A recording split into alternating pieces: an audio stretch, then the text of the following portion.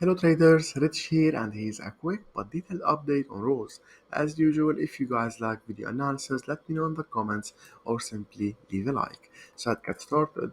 As we clearly see, Rose has been overall bearish for a while, making lower highs and lower lows. However, it's currently sitting around a very strong support area. If we look left, it was acting as support previously, then price broke it downward. It's acting as resistance, then broke it upward again, so it's currently acting as support. That's why we'll be looking for buy setups on lower time frames, and I insist on the word looking. No matter how strong a support is, it can still be broken downward for it to become a resistance, and a movement to our next support around 0.15 would be expected. That's why it's always good to zoom into lower time frames and wait for the bulls to take over before we enter a buy.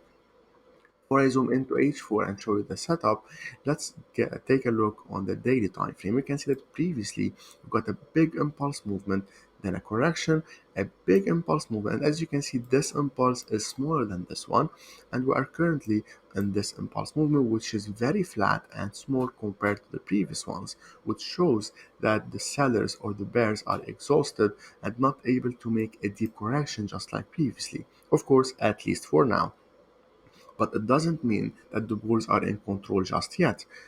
From a market structure perspective, for the bulls to take over, we still need to see a break above the last major high, which is around here, around 0.28. I don't know if you can see my alerts here, and it's also a minor support resistance. If you look left, it was acting as resistance, support multiple times, then broken downwards, so now it's acting as a resistance. So for the bulls to take over, we need to see a break above it.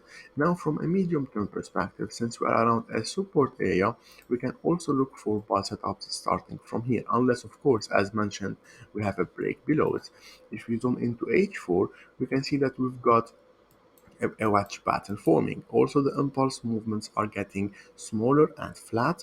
And as per my trading plan, I'll be waiting for this third swing to become bigger or full, for a third swing to form around the upper trend line. To consider it, for those who already know me, I consider it as our trigger swing and highlight it like this, and only then the bulls would take over after forming this swing and break it upward, of course, as mentioned previously, from a medium term perspective.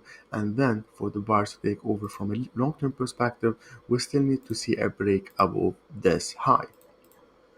Once broken upward, then we can expect a big impulse movement pushing price to the upside. Meanwhile, we are still inside this wedge pattern and we can still trade lower and lower before breaking upward or even break the support downward as mentioned from daily time frame.